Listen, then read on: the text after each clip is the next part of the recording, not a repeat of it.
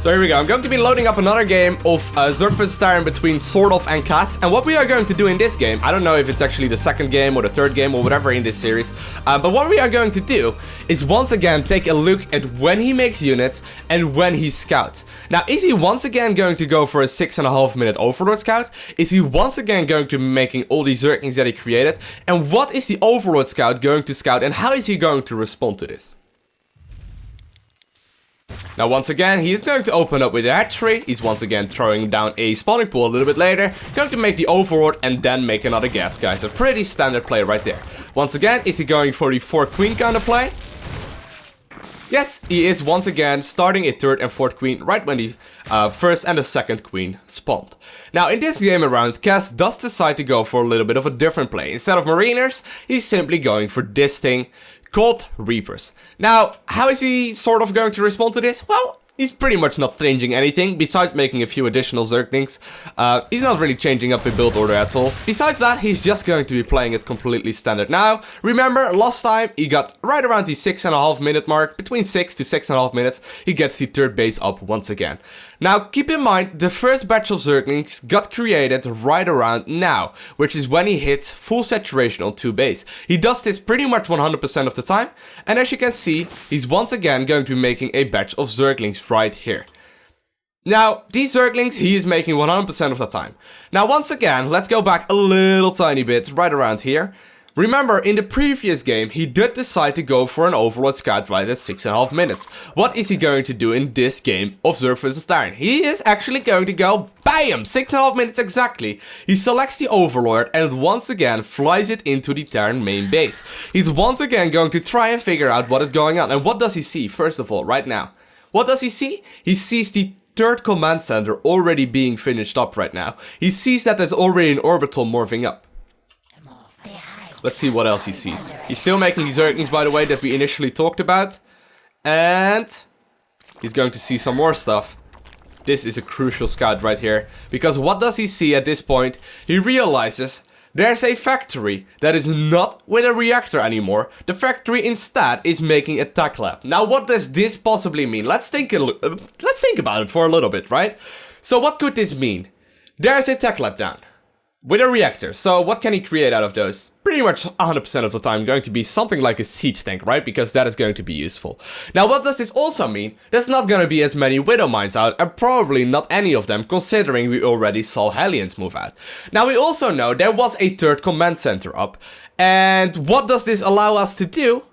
Well, we either are allowed to really drone up heavily, because there's not going to be any kind of Widow Mine play that we need to prepare for. There's also not going to be a Stimpack timing push that we need to prepare for right around the 9.5 minutes. So the first option that we can do is simply go for a lot of drones right now and simply skip out the 3rd batch of Zerglings that we were creating right before droning up the 3rd base, and instead make those into Zerglings or drones. Or into drones.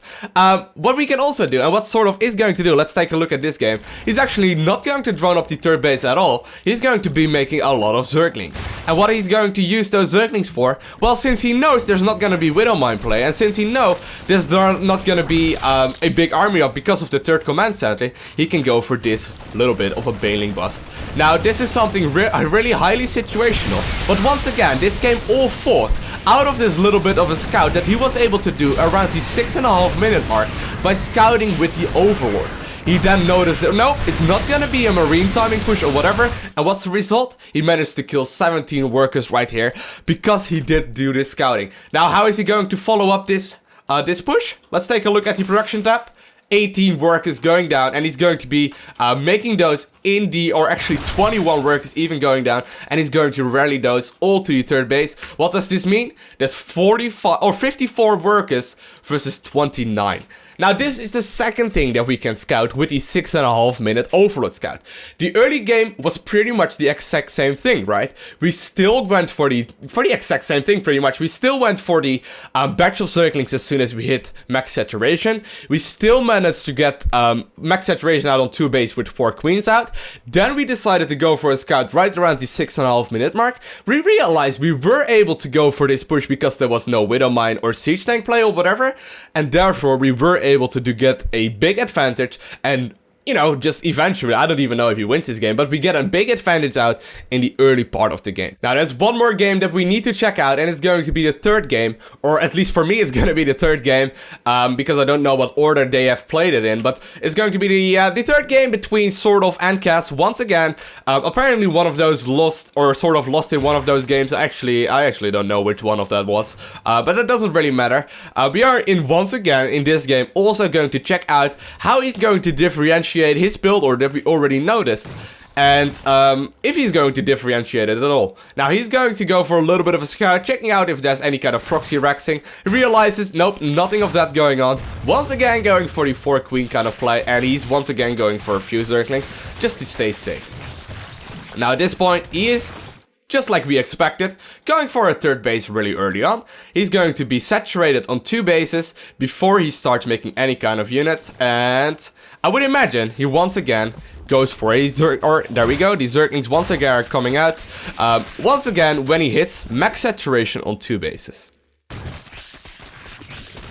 Then he follows it up with the double evolution chamber, and let's see when he scouts in this game. Now, in this specific game, he actually scouts a little bit later. He is still going for the Overlord push-in, but he's just doing it in a little bit of a different fashion. Now, he's probably doing this because of this map, and because he probably knows something that we aren't up to from EmpireKas, but he does decide to scout a little tiny bit later with this Overlord. And what does he this time around see? Now, this scout right here basically was really interesting, because it is something that is really hard to scout. What does he see at this game? Let's have a look at it. He sees the third command center not being finished up like it was already in the previous game, but he also sees no tech lab whatsoever. He sees a factory with a reactor, he sees a barracks, and he sees a starport. Now, how does he think this is going to happen? What could it possibly be at this point in the game? Now, since he notices there's no tech lab going down, and since he also realizes there must be some sort of a push coming, it might as well be hellbats. Now, simply by scouting this little setup right here of buildings, what does he decide to do? Let's have a look at it. Before he can scout any kind of hellbat throwing on, as you can see, he did not manage to catch those hellbats moving out, and the overlords get killed off. But what does happen? Before him scouting any kind of hellbat play, he's actually making blind spore crawlers. Now, this is crucial right here. He actually decides to go for blind spore crawlers after scouting this. This setup right here, before even scouting the armory, before even scouting any kind of, any kind of gas geysers, whatever. He didn't scout anything. He just saw this setup. He notices there's no tech lab. He notices there's a third base. He notices that there's not gonna be a marine or a Hellion timing push. What does he do? He knows it's gonna be pretty much 100% of the time either going to be a Widowmine drop or a Hellbat drop. And how does he defend both of those? By simply making spore crawlers around the 8-minute mark. And as you will be able to see in this game, the spore crawler will go up right at the 8-minute mark. He's going to get a second one at his third base as well. And he's just going to be once again making the second batch of Zerglings. Now, I found these games very useful. So to sum it up once more, 6 minutes and 30 seconds, you want to be sending in an Overlord scout, kind of depending on the map. Now, whenever you fly in an Overlord, think what your opponent could be going for. What could he be going for if he doesn't have any tech lab out? What could he be going for if he doesn't have a third command center out? Is it gonna be a Stimpack timing push? At what time is it gonna hit? If I'm gonna lose to a Stimpack timing push, how could I scout it better next time, and how could I not die to it again? So that's the first little part that we got. 6 minutes and 30 second mark, huge point that we can scout. Second point, 4 queen openers are potentially, they are still really awesome. We can still start spreading around a lot of creep. As long as we just get the early Zergling speed out, we will be safe versus pretty much everything in the early part of the game. Now, the third point, which is really interesting for me, as soon as you hit max saturation on 2 base, you make an initial batch of Zergling right between 12 or 16 or some of them. Then right before you start droning up your third base, you once again make a big round of Zerglings. Now, considering what you scouted with your your 6.5 minute Overlord Scout, you might also opt to go for a lot of Zerglings right after droning up the third base for a little bit, because you know there will be a Stimpack timing push coming or whatever you scouted at that point in the game. I hope you guys enjoyed this very first episode of StarCraft 2 Strategy.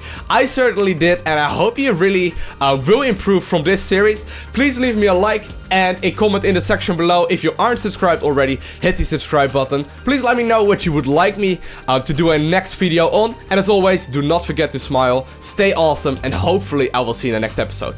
Bye! Some of guys not going for any kind of cheese, so I guess we are totally fine. Now keep in mind that I'm live streaming this thing as we speak right now. And what will happen is that our opponents are actually listening to this.